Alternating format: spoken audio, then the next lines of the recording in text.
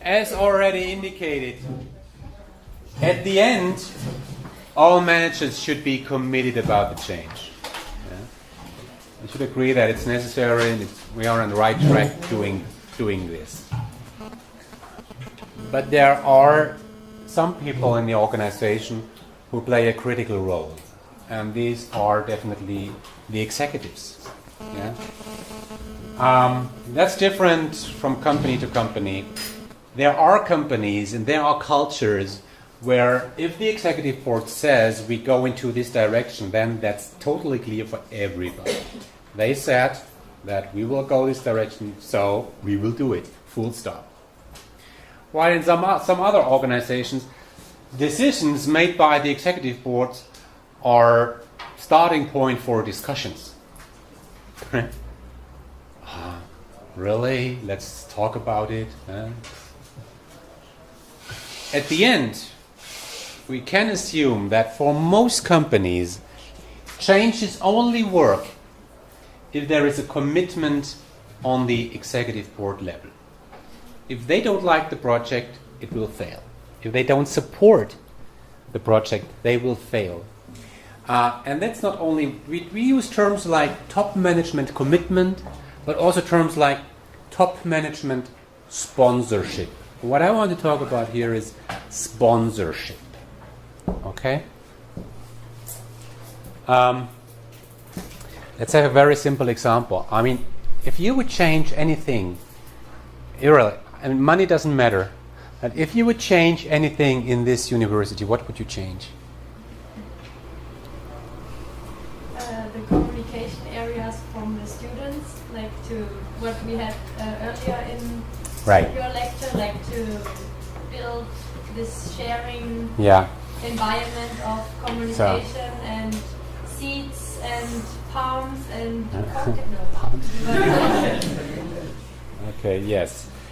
We have a lot of classrooms and things like this, the classical stuff, but I would also agree I would love to have more room where we could collaborate, jointly think, inspiring environments. I mean, this building was a kind of starting point, minor starting point or something.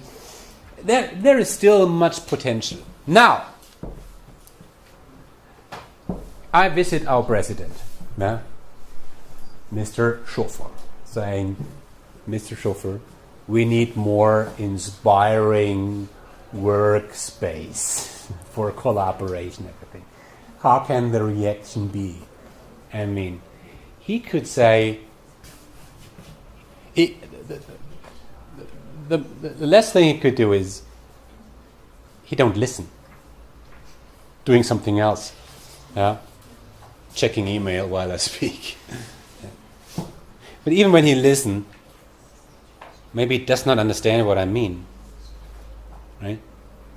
Okay. It doesn't get the message. It does not get the idea of inspiring learning space. The next level could be that he says, oh yes, maybe you are true. Positive reaction. Or he says, Professor Trost, you are right. You're right. I accept that you are right. Then I go home. Then I leave the meeting. Was I successful? I could leave the meeting saying, "Oh yes, he said a kind of yes. He accepted that we have to do it." You all know. I mean, that's very simple. That's a level of commitment that is still not sponsorship, right? That's somewhere in the middle. Here is a very simplified picture, according to a picture from Daryl Connor, the book which I already mentioned. I really recommend it. Say there are different levels of sponsorship. Okay, no idea, ignorance, no idea, attention, I listen to you. Okay, I understand. I accept. If I accept something, then I start being kind of responsible for the problem. Yeah, if I accept it. But still, I do not invest anything in solving the problem. Maybe I do not only accept, but I'm convinced. I mean, what's the difference between accepting something and being convinced of something? Huh? Accept, I see the point, but Yeah. not so I understand, but convinced I'm ready to do Right. it. Convinced me, I'm very positive. There's much more emotional, cognitive power behind. While accepting is, there is a good balance between pros and cons. It's more positive than negative, so I accept. Acceptance is kind of passive, while to be convinced, start being active, while investing in something, not only money, but time. Yeah, that's a different story. Yeah, being committed. Being committed, what does that mean? Being committed about something. You really burn for the project and you really want to make it happen. That You really want it. Yeah, there's power behind you. Burn for it. Yeah, and I mean, some managers would go so far saying, if we don't make this, I can't continue being a manager. Yeah, I link my professional future with this issue. If we don't gonna solve it, I'm not will be the right person on this position. I mean, that's commitment. So the only thing I don't learn these things by heart. The only very, very simple message, but highly relevant message is there is a really difference of commitment, sponsorship. Yeah, and be careful. If you talk to managers in your future career, think about, did you convince him or her, or was it just acceptance? Yeah, can we count an investment, or is it just convincement? Yeah, for large-scale changes, there is no doubt changes are so painful in many cases, lead to so much effort that nothing else than pure commitment, pure top management sponsorship is necessary. Okay? Now to the organization. You remember our framework, which I've shown some minutes before on the top left-hand side. We have this point sponsorship. That was that. Now we talk about the project structure. Now let's think about this organization. Yeah, we have this hierarchy. We have different functions. Okay? In some companies we have different countries. We have different divisions. So the first thing which you would think about is having a change agent in each function, having a change agent in each country, having a change agent in each division. This is a person that takes care for the change in the different areas of a company. Yeah, it's a kind of, and these change agents build the linkage to the project team, right? And this change agent, they represent the entire target group of the change. That's something which you always have. Yeah, production, sales, administrative functions, Spain, England, Germany, Asia, Europe, Americas. Yeah, we have representatives, yeah, who take care for the change in their respective areas. Yeah, okay, kind of ambassadors. Okay, and these change agents, they work together with a project team. Of course, we have a project team with a project lead. What is a project lead? How is a project lead defined?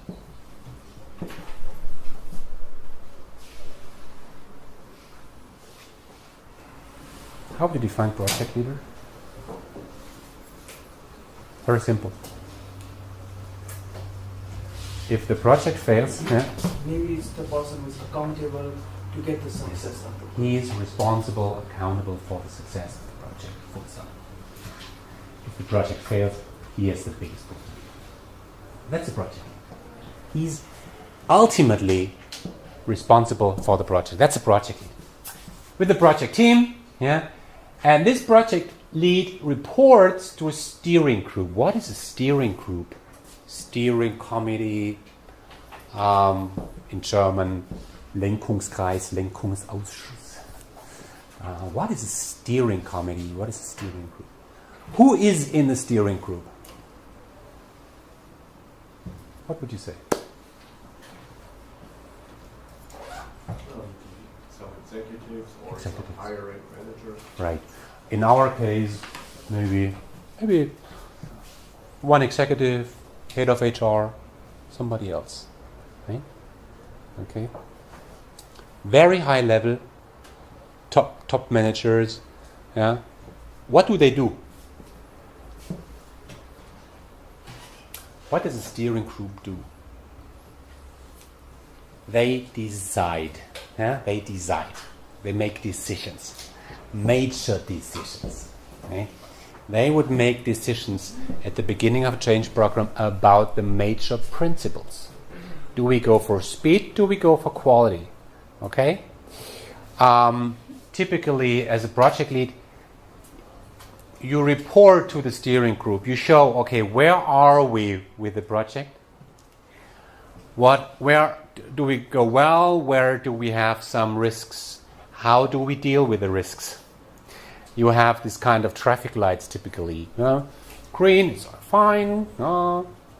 Yellow, okay, some issues but solvable. Red is there's a significant risk. And as I mentioned earlier, you will never report that there is a problem. Yeah, you will report, okay, the project is going like this, but there is an issue with this part of the project. We are behind in terms of the schedule. Yeah. Now we have two options. What we can do? We can do A and we can go for B. Yeah. A would mean this. B would be this. So, please, steering group, should we go for A or should we go for B? And they say B. Okay, that's how it goes. And there is an overall sponsor, definitely an executive, maybe the CEO. He's the one who decided upon the budget for the entire project. Okay? He's the one who ultimately wanted this change to happen. Okay? Now, project team is always, in this project, working with a consulting team. I mean, that's interesting for you also. If you work with a consulting firm,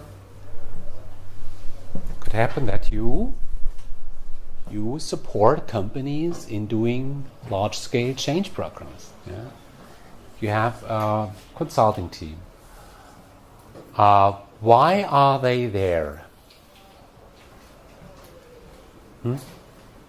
Why are they there?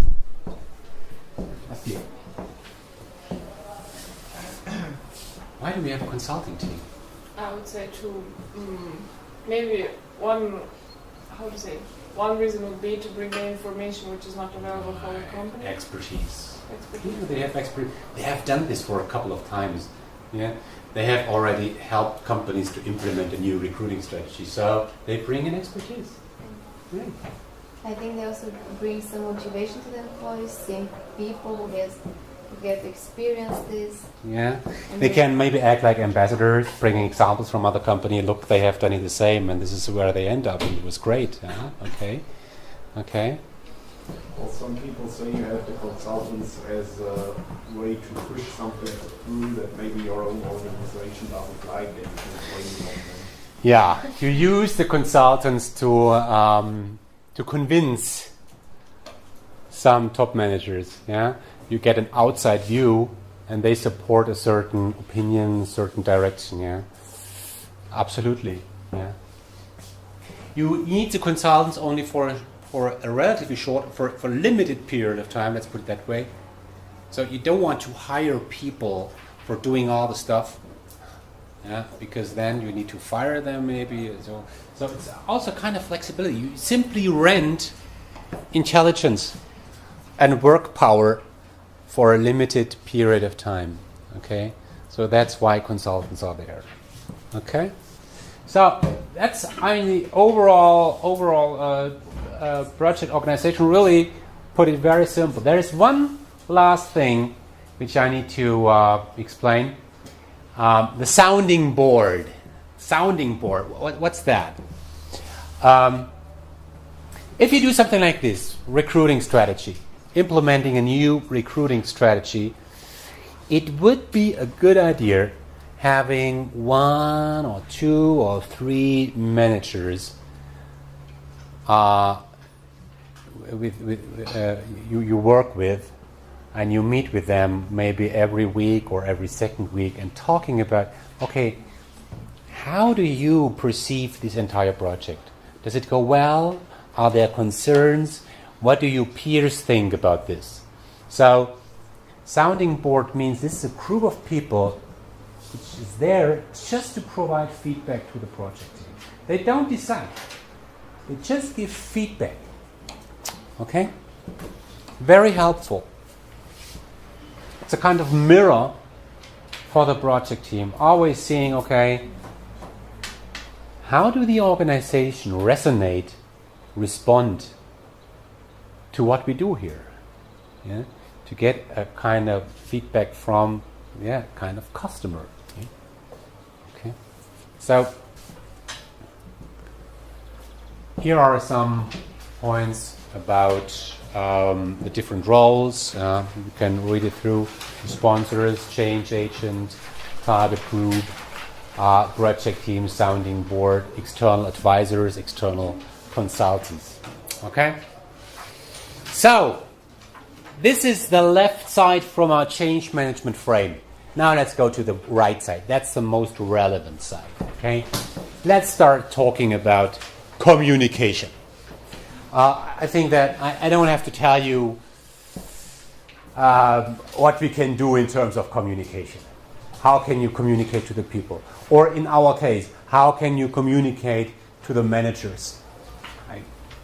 You can use emails, you can use posters, you can publish an interview in the company magazine, you have presentations, you do workshops. So there's a huge variety of things you can do as part of communication. There is one structure which I like because it's, for some things you have available media, they're already there. You have email, you have regular meetings which you do anyhow, so just use them. You have employee magazine, you have them, so use it. But for some change programs, you use new media. You develop things, especially only for the program, posters, PowerPoint presentations, maybe videos, webcasts. They are produced only for the purpose of this particular change program. I'll talk about the open space events later. Maybe something like the Ask the CEO meetings. Yeah? You just do it just for this change program. Maybe you have a special hotline. Yeah? You use social media maybe internally. We'll talk about this. More relevant is the differentiation between one-direction communication and interactive communication. Difference is clear. Yeah, one direction is one too many. Here is the magazine. Read it. Yeah. Okay. Here is the CEO telling the people what about the future. While interactive is you work together, you start a conversation, both directions. Okay, so that's just what is their slide, and that's kind of clear. The more important point is how to run the entire communication strategy. Okay, so let's get back to this framework. Right? From initialization to stabilization. As I said, every project has its natural life cycle. Question to you. Where should we start with the communication? When should we start communicating to the people after or while the initialization phase? Should we think loud? And in this phase already talk to some people, hey, what do you think? Should we do this? Should we start a project? Should we change? Should we buy this company? What do you think, John? Yeah? Bernd? Should we go together with this company? Should we implement this software? Yeah? Or should we wait with communication until we have finished the design phase? I mean, with a change, they will experience it anyhow. Yeah. What to do? I have a question. Do you want to communicate to the employees or to the to the employees. Communication to the employees. When should we do it? When should we start doing it? Yes? It would be maybe after the setup and principles. Everything has already been structured. Yeah. But somewhere in the middle. Yeah. You're already kind of prepared. You already know what you want to achieve. You have a vision. And now with this vision in your back, you start communicating it. Okay? It suits the corporate culture because if you take, for example, a small entrepreneurial company where everyone should be involved, maybe I would start even discussing whether we should do it or not. But taking BMW or whatever, it would be better, as Valerie said, going after the setup. So you have some traditional companies, they very much work in top-down fashion, so you would rather wait. While in other cultures where people used to be involved in everything, you would start quite early. Yeah, so depending on the culture and the readiness of the people. Well, I also think it depends on the type of the project and your priorities. I mean, you cannot just ask every one of your employees if you want to buy another company or not. If it's a stock-listed company and you're a stock-listed company, you have to make the decision now and then you buy the company, and you cannot just, I mean, maybe you can ask 10 people, but you cannot ask even 50, because the more people know, the more complicated it gets. Don't confuse the market. Yeah? Don't confuse your people. If it's about a merger, you would not start a discussion. Because if the market, the stock market, would realize that Daimler is planning to buy Chrysler, but it's still not clear, and still need to discuss, and already the people are involved in this, how to do this, you would confuse the market, and stock prices would go down. So Daimler Chrysler, they did not communicate anything until the day the merger was announced, and then at that point of time, most of the things were already decided. It was one of the really great achievement, Jürgen Schremp at these days, really to prepare a merger with just a few people, and nobody knew anything about it. No communication. I think some companies use these rumors about positive things to drive the stock price up. Managed rumors. Yes. Okay, could be. I'm not an expert in this, but I could imagine, yes. I could imagine that you use some rumors, Yeah, you can also, if you have a private equity or if you have a hedge fund, they're going to start buying stock of the company you want to buy like crazy until they have a small minority stake, and then they can block whatever. Okay. You don't want to do. So that's reality. Okay. But it's managed. Yeah, well, It's managed. if It's something leaks decided. out, and then they're gonna. Yeah. Okay. So, but what to do now? I mean, the answer is always saying, yes, it depends. Yeah, it depends. It's a dilemma. As shown here, at the beginning of the program, here, how much do you know about how things will be in the future? If you run a restructuring project, if you buy another company, how much do you know after the initialization phase how things will end up? You know nearly nothing. Just the decision is there. But the need for information at the beginning is the highest. At the beginning you need to plan. At the beginning you have this vacuum, this need for information. You have a high need, but little knowledge. That's a bad situation which you find in most projects. Yeah? I mean, you learn in project management that with the project planning, you must plan everything, all the actions. You make this Gantt chart and everything. And we always assume that you would know right from the beginning what to do. But you don't, because it's a project.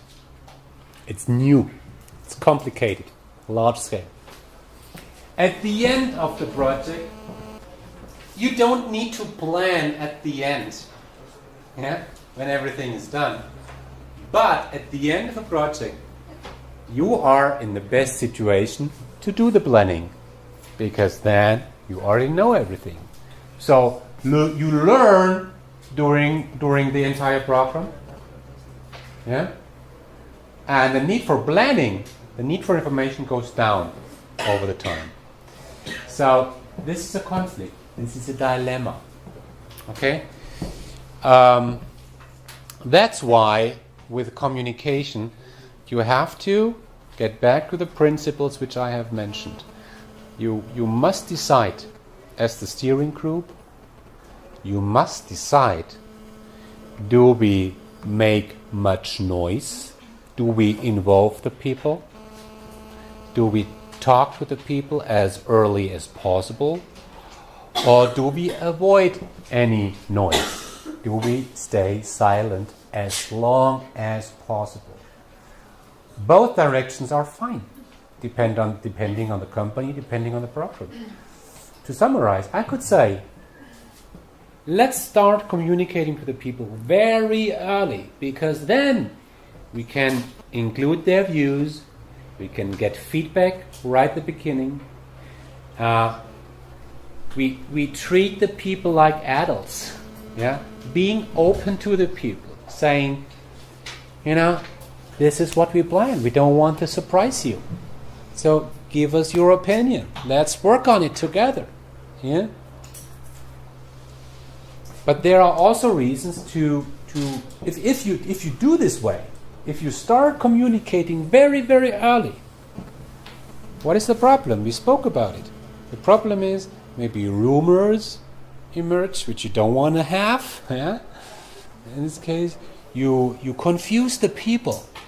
The people will ask, okay, what happened to me? What about my job? What about my workplace? But you don't have the answers. And not having answers is not a good position you want to be in. Okay? So if you start communicating very early, there is a higher risk of confusing the people. If you communicate very late, the people will say, "Whoa, why didn't you talk about it? Why didn't you involve me? You surprise me, you confuse me, but in a different sense." There was a secret in this company. Why don't you trust us?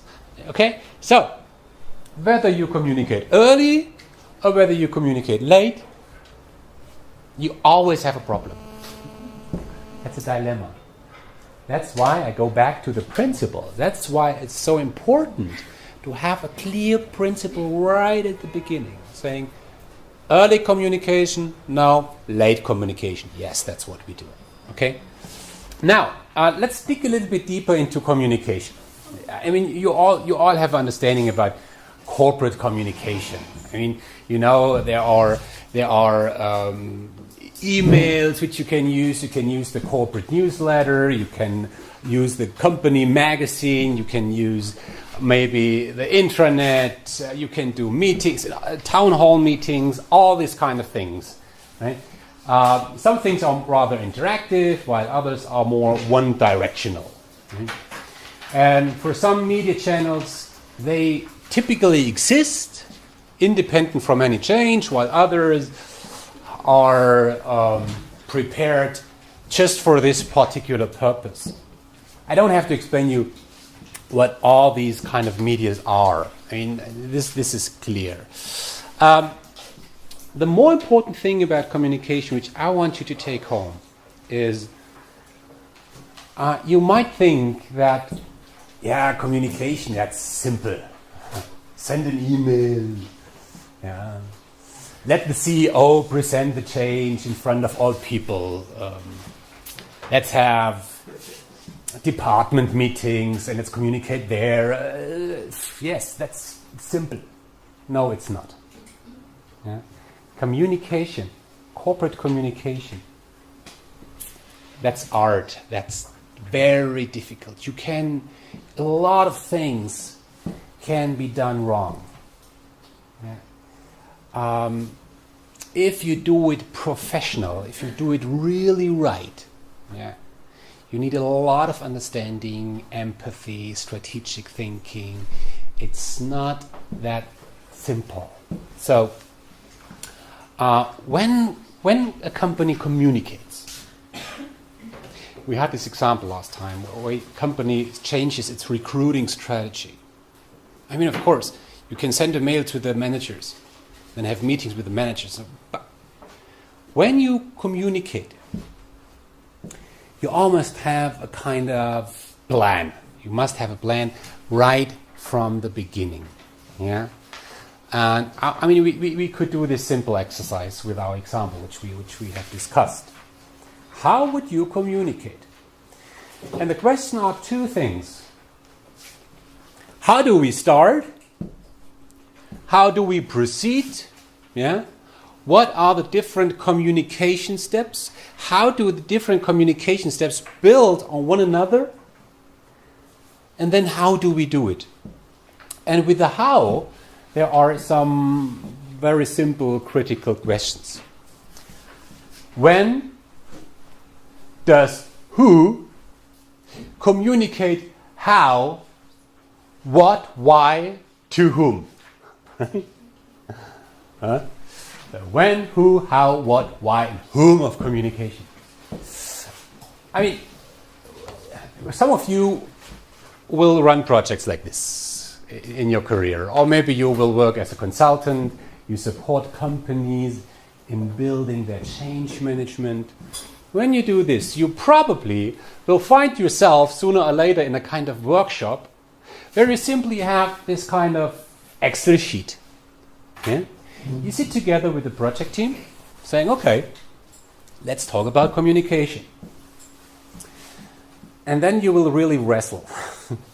You will discuss hardly. How to start? Okay, let the CEO communicate to the top level managers. Okay, how? In a meeting? Why? What should he or she bring across in this meeting? When? Okay, check. First step. What then? Okay, then let the managers communicate to their people. How? When? Why? What should come across? Okay, check. Next step. And it's not always that clear. It's not always that clear. The point which I really want you to take home is communication. It's difficult. You can do a lot of things wrong. So have a plan. Have a plan. Yeah, how you do things. Okay. I mean, as a kind of exercise, you can think of the HFU or any small mid-sized company and think about any kind of change you like. Implementation of a software, restructuring, and then think it through. How should a communication plan look like? If this sheet would be empty, how would you fill it? Right. I mean, think it through and you will immediately feel how difficult it is. Okay? And again, once you have this principle of let's communicate quite early, communicate late, as late as possible, this plan will look totally different. Okay? Okay? Communication. One thing I'd like to add. I mean, with communication, the special challenge is once somebody has said something, you cannot make it unhappen. Once things are said, they are said. and they get out of control. Yeah. Like we experience sometimes in social media. You post something on Facebook, you can't take it back. It's said, it's shown, yeah, and whatever happens, it's out of your control. And that's critical about communication. You have to understand this. Yeah. Communication, what is said and cannot be undone. That's another reason why communication plan has to be decided very, very carefully. Yeah. Okay. There are professionals out there, and the people in the corporate communication department, they know about all this stuff. They have understanding how to do these kind of things. Okay. So let's finally talk about involvement. And another field as part of change management, as I said. You remember the stakeholder analysis which we have done? Yeah, the pain and power analysis. That's the starting point, especially for involvement. You remember we asked ourselves, okay, who in a company is impacted by the change? Who has power? Who is against the change? Who is a supporter of the change? Yeah? And then we found that some people have much power, have much pain, and they might be against it. So what to do with this person? Yeah? While other people, they have no power, are not affected by the change, and they are also against it. But you don't care. Yeah? And you remember this kind of analysis. This is a very important starting point for everything we do as part of the involvement strategy. I just want to highlight some ideas what you can do when it comes to involvement. Yeah. So here on this picture, I have shown some concepts, some things you can do, and these concepts, as you can see, differ in terms of the reach. How many people can you involve with this measure? Yeah? On the left side, just a few people. It's very individual. While on the right side, you might be able to reach all employees or the entire division. Yeah? Hundreds of people, if you will. Okay? Individual mass involvement, so to speak. Yeah? Some measures are more intense than the others. I mean, talking with one single person, going for dinner with one single person, trying to involve this person, that's very intense measure. While an employee survey, that's not so intense. Yeah. So, let's have a look. Active role in the project. You remember this guy in the stakeholder analysis? Much pain, much power, but he or she is against the change. This person can kill the change. Yeah?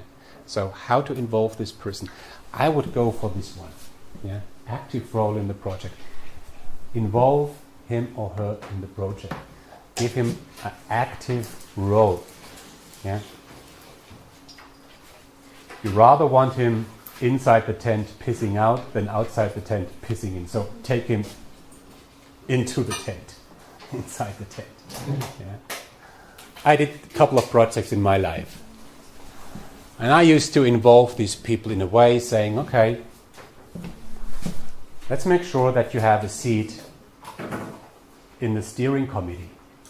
Okay. Even it's an opponent. Make him responsible for the success of the change. I mean, that's the idea. Once somebody is responsible for the success of the change, even though he or she is against it, yeah, you are in a better position. That's the very simple idea. That's politics. Right? It's kind of politics. You hardly find these ideas in textbooks, but that's reality. Individual measures. Convincing somebody, have a conversation with some people, maybe opponents, having focus groups, yeah, people of 10 get together and talk about some aspects related to the change. How would you do things?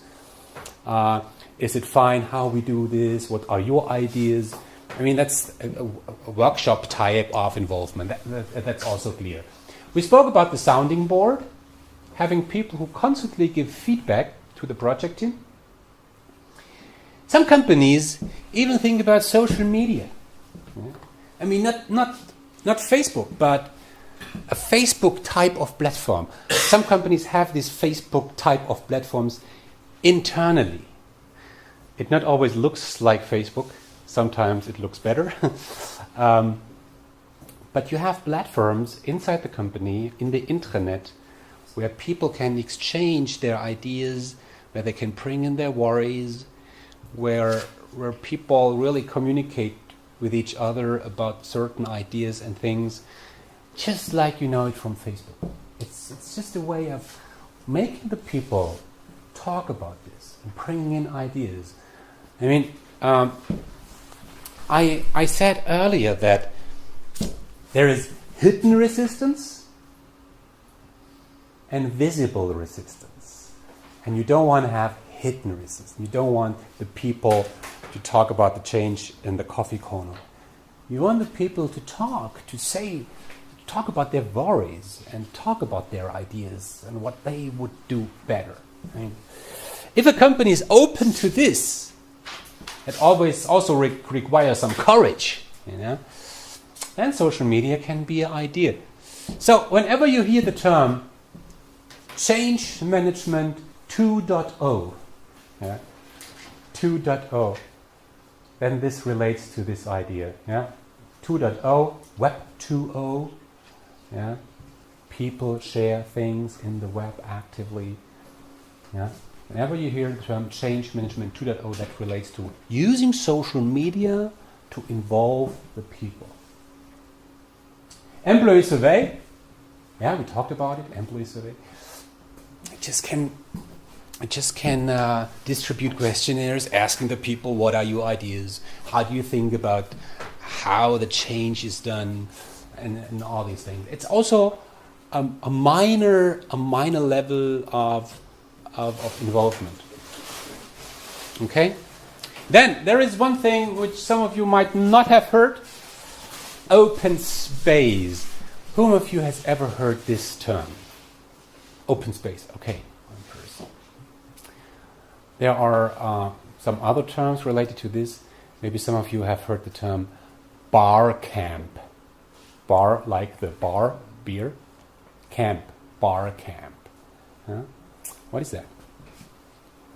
That's a kind of new way of involving people.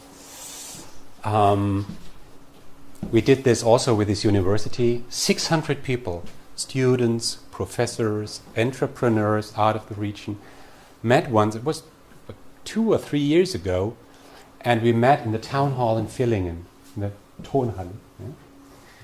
And we spent 2 days, 600 people, talking about the future of this university. And right from the beginning of this meeting, nobody, really nobody, knew what we will talk about. The people decided what to talk about. Okay? So, I brought in some impressions of open space events which I've done in my career. You use formats where people really can bring in ideas, can just think, brainstorm. You mix the teams. It's very, very open. You don't wear a suit on these events. It's really informal. You just want the people in different sessions, with different kinds of formats. You want the people to open their mind and scribble and write and draw and discuss and wrestle and do all these kind of things just to bring in the ideas of the people. Okay? So this was an open space which I've done, for instance, with Haniel or MLP. This was with Haniel. And the question was here, what are the future recruiting strategies of this large-scale corporation. They learn that they have to change something in recruiting. So we invited students, young people primarily, managers, also executives. And here, for instance, they got some newspapers, pens, and everything, and they basteln. Craft. They had to craft a career website. Yeah, they had a pinboard. They had to craft the ideal website using pictures from magazines, pens, and all these kinds of things. So we learned how they think. What are the ideas? It was really funny. Here we did a crane walk. What is that, a crane walk? It's also a very simple method. You have a lot of pinboards in the room, and on top of each pinboard you have posted one single question. Yeah? What do you typically hate when being in an interview? How does a great interview look like? Yeah? What do you want to learn from an employer before you apply for it? For it? Any type of question, really, any type of question. And then the people, they write things as fast as possible. They don't need to think, it's just speed. They write down everything what comes to your mind. And after 3 minutes, you go to the next board and you write down everything that comes to your mind to this question. Then after 3 minutes, next board.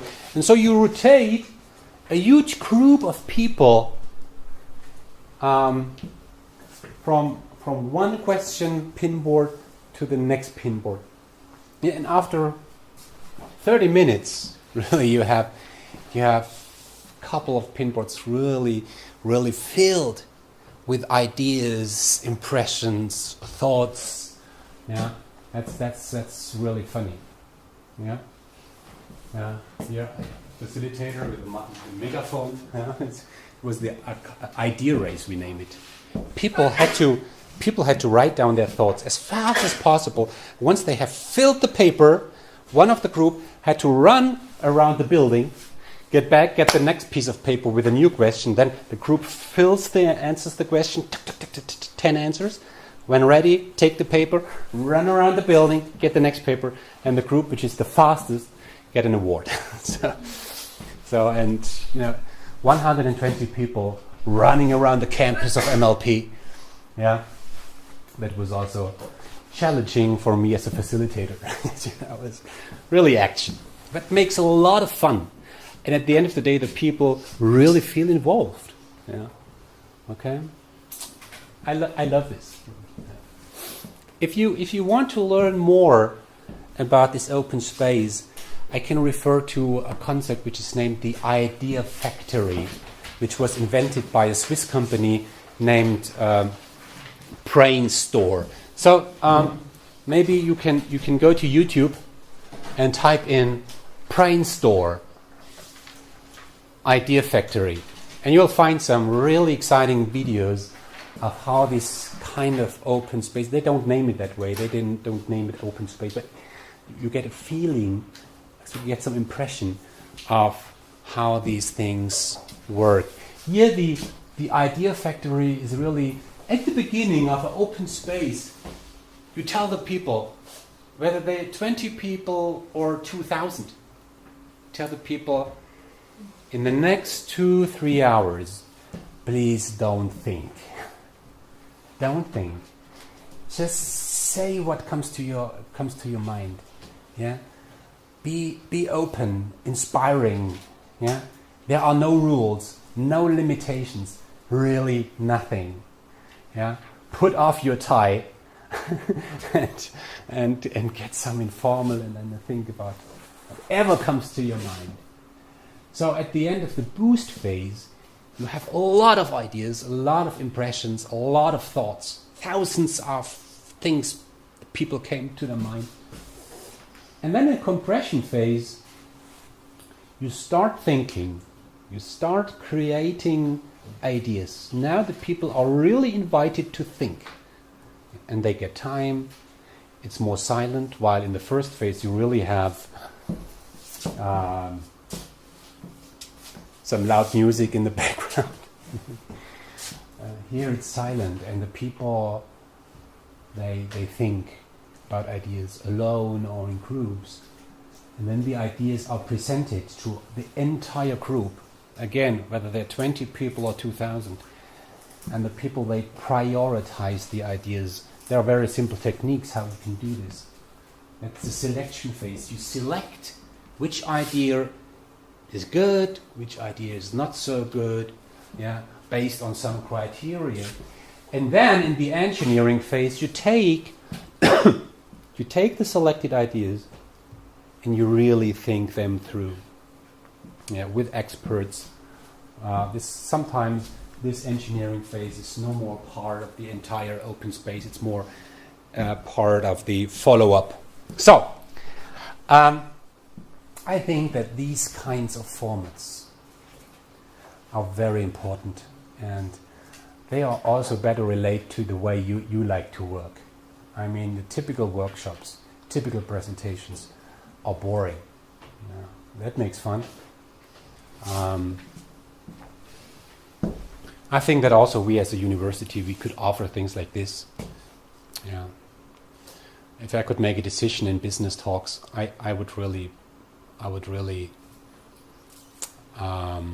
suggest, recommend that we more move from this 10 presentations a day style to let's work together, let's think together, let's be crazy together, related to any kind of topic, together with entrepreneurs, with the students. Would make fun. Okay, that was change management. Oh, that's a lot of stuff, right? Let me summarize what I really want you to take home from this session. First, you should really have an understanding about the different types of changes. You should know what a change is, okay? And then we talked about this entire psychological aspects. Why and how people react on changes, sometimes in a rather dysfunctional way. The emotion curve, you remember, resistance. So that's why we do change management. And regarding change management, really, as a preparation also for the exam, let's think about any kind of example. As I said, implementation of a new software in a mid-sized company, restructuring in a mid-sized company, and then think these different things through. How would I communicate? What would I do as part of involvement? What we not talked about was this training part. We did not talk about this big training. It's important. Here I can refer really to a session which we had earlier about training. Now, really everything you have learned about training applies here. You will start with a need analysis. What do the people need to learn? You design the training and then you do it. Everything what you have learned around training, learning applies here. I don't want to recapture this, okay? But training and support is a very important part as change management. So you should have an idea what, let's say, a mid-sized company should do as part of change management whenever it comes to any kind of change, okay? If you have some ideas here, then it would be perfect, okay?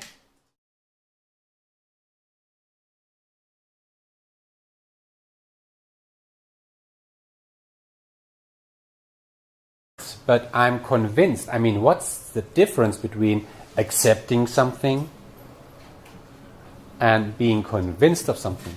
Huh? Accept, I see the point, but that's all I understand, but convinced, I'm ready to do it. Right. Convinced, I'm very positive. There's much more emotional cognitive power behind, while accepting is there is a good balance between pros and cons. It's more positive than negative, so I accept. Acceptance is kind of passive, while to be convinced, start being active while investing in something, not only money, but time. Yeah, that's a different story. Yeah, being committed. Being committed, what does that mean? Being committed about something. You really burn for the project and you really want to make it happen. You really want it. Yeah, there's power behind you. Burn for it. Yeah, and I mean, some managers would go so far saying, if we don't hurt the project, they will fail. And that's not only, we use terms like top management commitment, but also terms like top management sponsorship. What I want to talk about here is sponsorship. Okay? Let's have a very simple example. I mean, if you would change anything, money doesn't matter, and if you would change anything in this university, what would you change? The communication areas from the students, like to what we had earlier in your lecture, like to build this sharing environment of communication and seats and palms and Okay, yes. We have a lot of classrooms and things like this, the classical stuff, but I would also agree, I would love to have more room where we could collaborate, jointly think, inspiring environments. I mean, this building was a kind of starting point, minor starting point. As already indicated, at the end, all managers should be committed about the change. Yeah? We should agree that it's necessary and we are on the right track doing this. But there are some people in the organization who play a critical role, and these are definitely the executives. Yeah? That's different from company to company. There are companies and there are cultures where if the executive board says we go into this direction, then that's totally clear for everybody. They said that we will go this direction, so we will do it, full stop. While in some other organizations, decisions made by the executive board are starting point for discussions. Really? Let's talk about it. At the end, we can assume that for most companies, changes only work if there is a commitment on the executive board level. If they don't like the project, it will fail. If they don't support, I accept that you are right. Then I go home. Then I go leave the meeting. Was I successful? I could leave the meeting saying, "Oh yes, he said a kind of yes. He accepted that we have to do it." You all know. I mean, that's very simple. That's a level of commitment that is still not sponsorship, right? That's somewhere in the middle. Here is a very simplified picture, according to a picture from Daryl Connor, the book which I already mentioned. I really recommend it. Say there are different levels of sponsorship. Okay, no idea, ignorance, no idea, attention, I listen to you. Okay, I understand. I accept. If I accept something, then I'm start being kind of responsible for the problem. Yeah? If I accept it. But still, I do not invest anything in solving the problem. Maybe I do not only accept what you're saying. There is still much potential. Now, I visit our president, yeah? Mr. Schofer, saying, Mr. Schofer, we need more inspiring workspace for collaboration and everything. How can the reaction be? I mean, he could say, the last thing he could do is he don't listen, doing something else, yeah, checking email while I speak. But even when he listens, maybe he does not understand what I mean, right? Okay. It doesn't get the message. It does not get the idea of inspiring learning space. Yeah. The next level could be that he says, "Oh yes, maybe you were true." Positive reaction. Or he says, "Professor Trost, you are right. You're right. I